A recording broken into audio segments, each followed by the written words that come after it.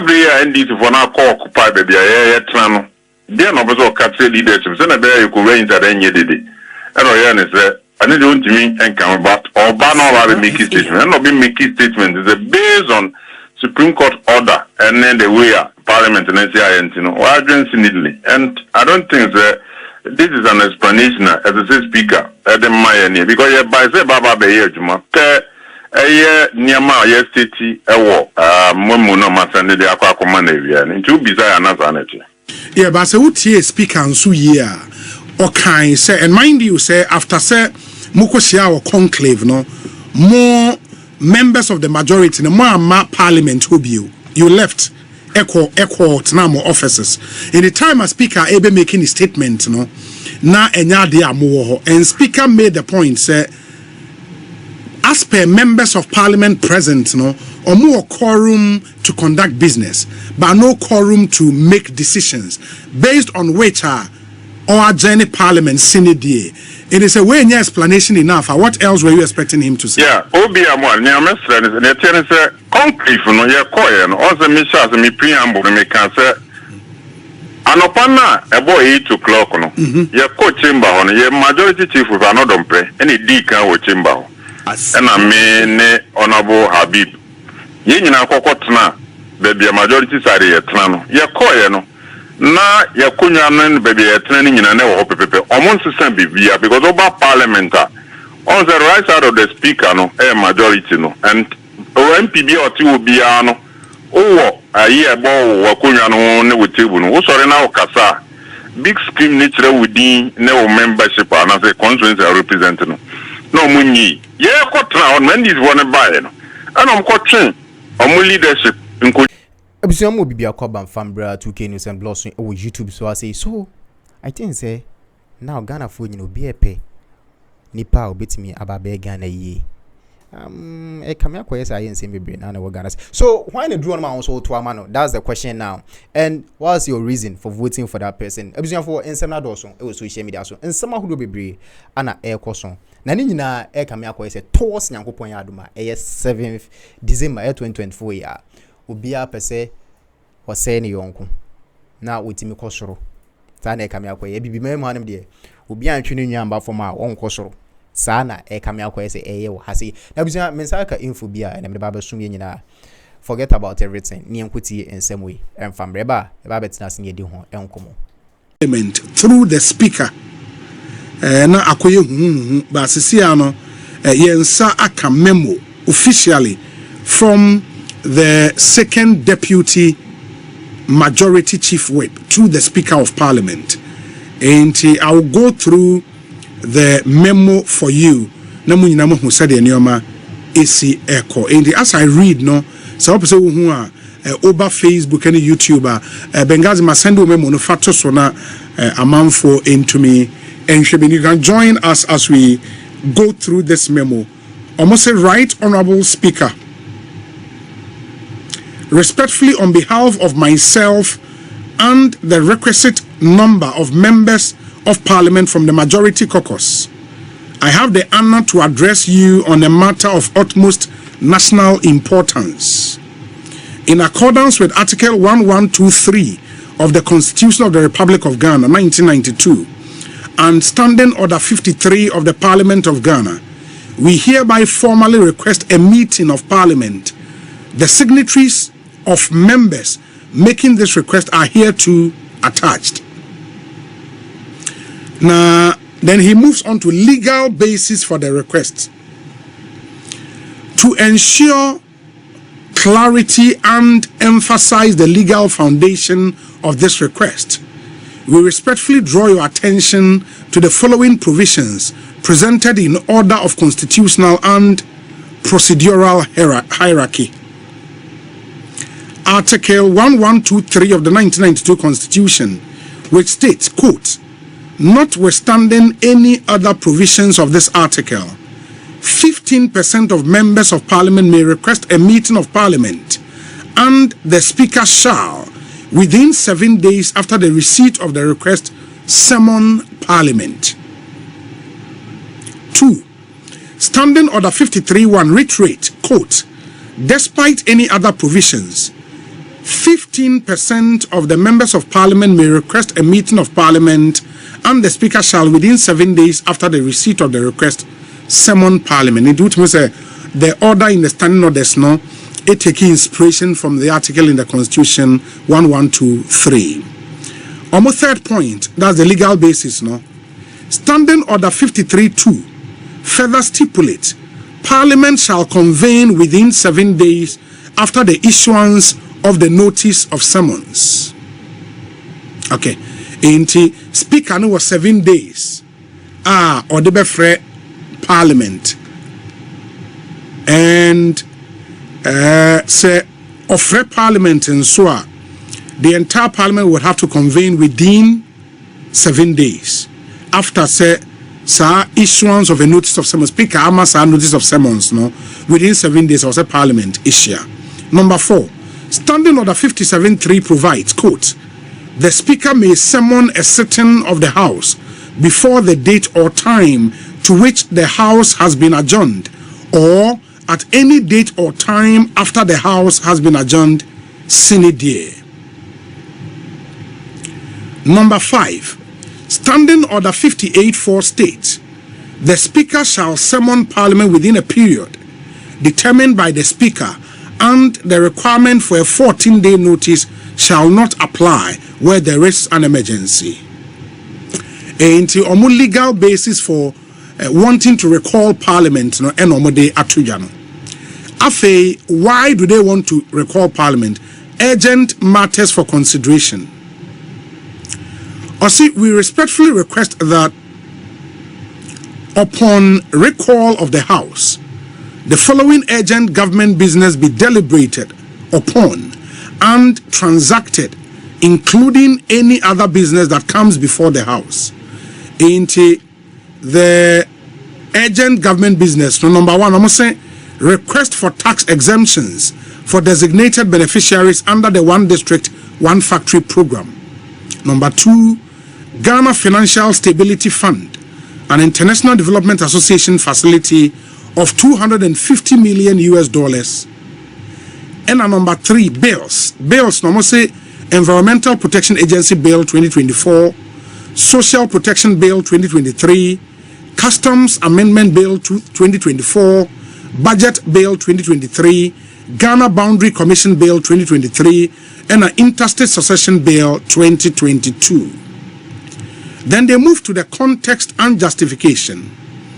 As Mr. Speaker may recall, Parliament had adjourned sine die on Tuesday, 22nd October 2024, without any explanation to the circumstance leading to the adjournment. You may also recall that at conclave, you confirmed the service of a Supreme Court order, which was explicit at the time the above stated items had been advertised and scheduled to be carried. We wish to emphasize that this request is made in utmost good faith and in the national interest to enable the government to discharge its constitutional and democratic obligations to the people of Ghana.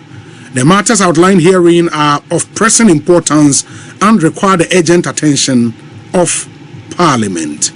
In the request for action, almost considering the constitutional and statutory provisions cited above, and in the exercise of our rights as members of Parliament, we respectfully urge you to summon Parliament for a meeting within the stipulated 7-day period. We stand ready to provide any additional information or clarification that may be required and look forward to your favorable consideration of this request. Respectfully submitted.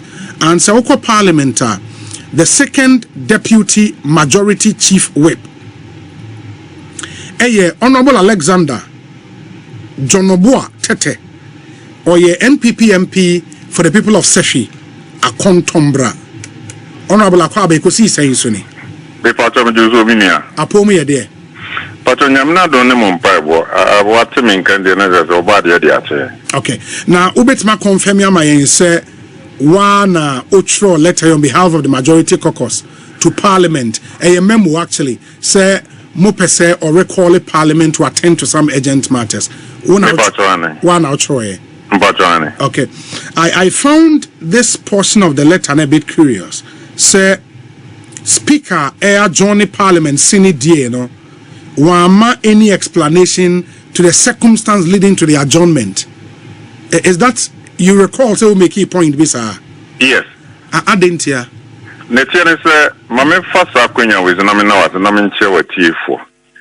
Se utie ya eno ane na wotwe ena speaker efre yen se yemla parliament ne yemenye adwuma mfa mo man no. Na ye bae no ne ya woden ma se blanda ne mu na no ena minority leader raise statement ewo ordinance 3-1 an urgent statement draw speaker attention woni ma bia na onu fees as a speaker. But before then, na Haruna at the petition akwa speaker. We order 99 na a petitioner as a ni pantimideko. The Haruna process no speaker niso na minority leader na the mum na speaker a urgent statement no ma make comment on it. We on the rules as 4 seats no I vacant. And your leader and say, they call court and the Supreme Court. And my order say, Parliament, another speaker. You know what the case seat, 4 year vacant, on stay on execution. Now, all my members of Parliament, ni perform, MAO, Mojuma, Copins, on be determined as them. And it's na buy, you call concrete, Speaker can say, Nesaka, Supreme Court order. Na Obama be making ni statement, but before then, muni na mujitum ze ye call sitting no ye majority side indikan ko tran be no and NDC for no buy no about the jijim kunwa no ne no mo kikan kunwa na bom ye sorry ne the leadership ye call concrete no speaker can say o be making ni statement am a leader can say na sabre NDC for na call occupy be ye tran no there no bezo capture leadership so na be you could range that any day and o say I need to me and come about or ban all the make statement and not be making statement is based on Supreme Court order and then the way Parliament and NCI or agency needly and I don't think that this is an explanation as a speaker at the Miami because by say Baba Be Juma Niama yesterday Momuno Masande de Aqua Command area and to be another.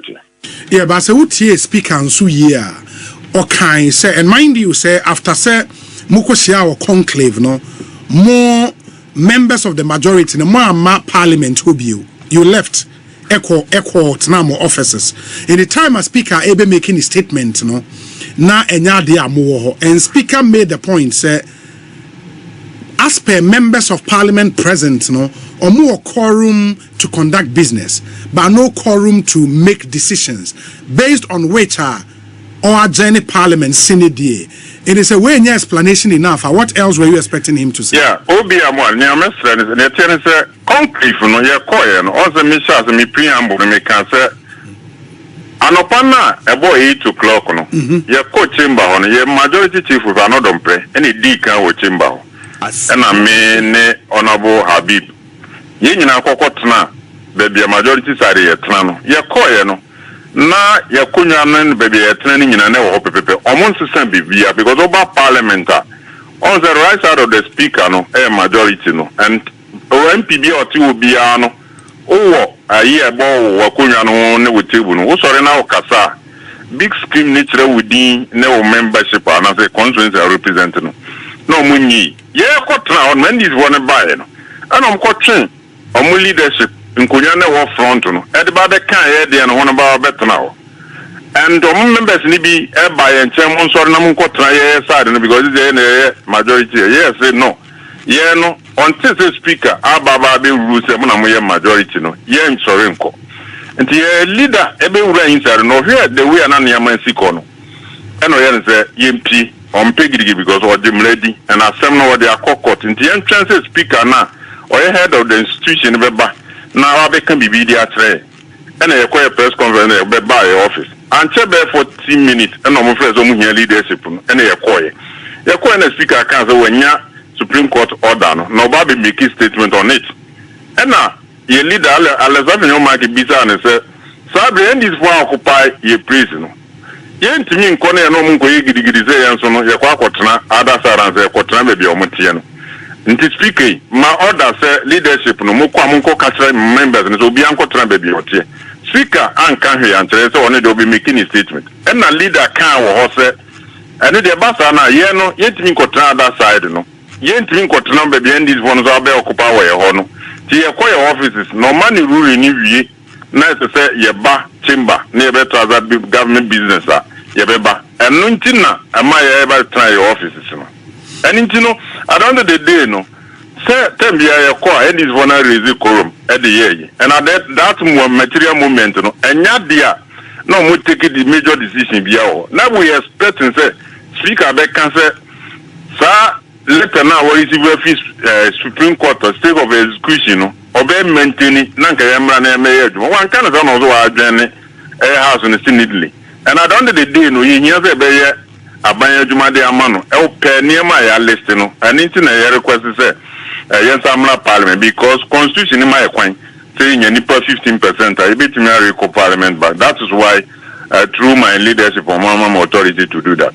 Yeah, but sisia no said ya can I mean based on semonya the requisite amount of signatories no and as a number of signatories no mubetimi I'm a speaker I recall a parliament but when parliament comes back na said yeah we leader I catch you speaker and say base say wamamo ankwa ankotena baby we say motena na enya de amobeba parliament aba be ye adwuma say moba back na say still ade esi ye ne san esi biewa eden na mobe Obiamwa wadaruma mijiri se process no Supreme Court honorable me pacho Obiamwa ya colleague of parliament sorry Obi me did the Obi yes sorry na me promote na that wa be MP Obi pacho me na tiene se Supreme Court e kan say speaker and parliament as institution no omo respond famra Friday yes na asem no omuni yes already yes, standing order 53 no, and your constitution article 112 no 3 na, or say you the letter no within 7 days no, as a speaker head. A parliament. A free back. And funny say, and there you kono. Etna to next week no, you name say Supreme Court. Ever transem so before the Supreme Court be na sem no. Na BBA settle down. And in tina ya say process na say and next na be ya. A Supreme Court the process na say Friday in next week you know you nim say Supreme Court so no every day assembly in terms na be ya you bet me about back up be parliament because when na buy no obi nanka was just 3 weeks to go back to our various constituencies nanka 8 parliament ya ba bi mu around jebe January 6 no na anka yeah these over 8 parliament na ba sa na until minim say within 7 days now speaker be for back no na Supreme Court so no every day assembly. Yeah, but also the challenge with the Wakane is Supreme Court in fact timetable be my on when umbedi assembly and nobody can predict. A bit about almost start here. Ebio munya enwie nti eno yentimi nka with certainty say ombetimi awia munya kwan akwa yemodwuma no number 1.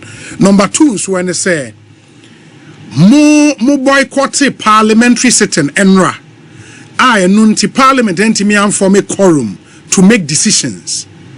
Why do you think there's a speaker recall a parliament based on more request we are NDC caucus na say minority for no omodo omomet na wona muntimi nya adwuma so omo so be boycott ana Megidi say over your constitution ma opezo take major decision 275 MPs na say onya 175.5 inti yeni one yeni nipa half the 138 now we can transact business because Supreme Court now ma order say judgment and not statement now speaker make as a 4 seat no what declare vacant no hold on yeah the year juma no be we a lawyer at the end of the day no oma fraud to the bar and say Supreme Court a course of Ghana ama order say near waka no hold on nama members of parliament for no enyo omajuma ye de ye obi a edi mlaso and ye nim say NDC so equally omudi mlaso esan say ye nyina no ye se constitution ase and the constitution ama Supreme Court 2 minutes say about in terms of interpretation of the law as a somo and a teacher and nintina Yem pese e be create basabasa our parliament no. Ye ne say the court na ye buy na ye situation na ekono. Na expect say speaker ba obe pronounce adewe. But on what dia tum say when court processes no. And at the end of the day they call the house speaker had the be because or a lawyer and what trap parliament be 32 years a woman a democracy for republican. The other thing, me Honorable Sam George Eddie Nkomo, and I'm busan say a bassa recall bisa ba omubeba na, and they were like it would depend on a assembly I recall one. Do you think say urgent matters for consideration I will stay you know assembly here say was MPs I will fear a campaign omujai eba parliament so omuba be hwe a passes annual way assembly here. First of all, Obi, the first request in a tax exemption, the question is, in here, companies in Omobeba Ghana, and now say Ghana for a bomb of the new music as on Bezomubi Juma, and my Ghana ma, and your Jumani Bieno. You be more tax exemption. I want be a factory in Amma, Mantena Jumana. Yes, because you're not to Memu Obi Amwa, Obi, and I say, as I said, Yenya Jumadi Mamranti and Onema Bawa, and companies over 46, and I read it's almost be factories over the various constituencies, including some of the NDC constituencies. And it's a very important, you have more tax exemptions on the Senabaya. Me, I establish companies, no, na at me Abuama, unemployment situation as well, as what it. That also be. Young men himself covered in a buy and your money, my Yesicasam. And to say, International Development Association, and my says, can say, your financial sector, and your farmer made a Bois. Obiama, and see, Opatra, and important is that, as I said, Parliament, Yabano, Yabajis Adena Tumana. Environmental Protection Agencies, Beno. Yeah, you are carted reading. And at the end of the day, no Obi, young United Sianse, Sabri, Galamzin, and Yakoko, Kahono. A bad then at me, Aswano. And at the end of the day, that base and not mainly another mechanic in our side and then here and into Nama Yajina Swa, Yadia Fresh and Obi, Memona Media Cono, I am a leader and I instruct him as a menye. I understand you. The bill a buying share bosse or the beba to repeal Emroy Makwaima amount for to me mining our forest reserves, no. And only Environmental Protection Agency bill, Nana. It contains a lot, and Obi is up a benebia. At the end of the day, no feature of Parliament will give it to you. Yeah, be read cross by cross, and I can't say you be moved third reading on answer and can yeah be a bill and it contains a lot. I'm saying, sir, Honorable Mepacho, the president a specific promise to organized labor.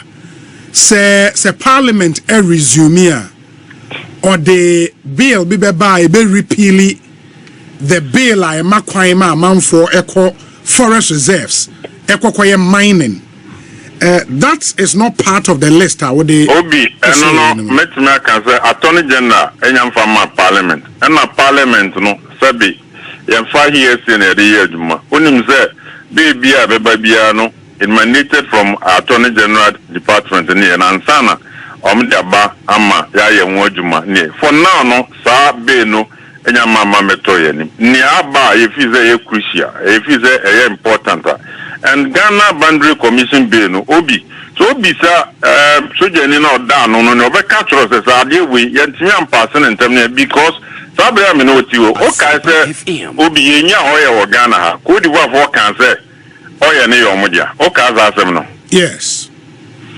And Ghana Boundary Commission bill no it comprises a infan na Ghana ya say no any insuno ne baby and infan edu a very important as it me a year juma and obi biara or member of parliament no enim say ehunhia aninti na ya de aba no.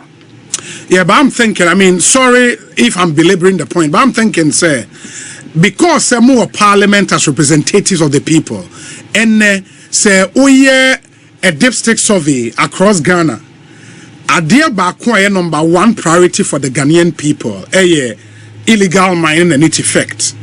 And I'm in a historic, unprecedented move, no? Now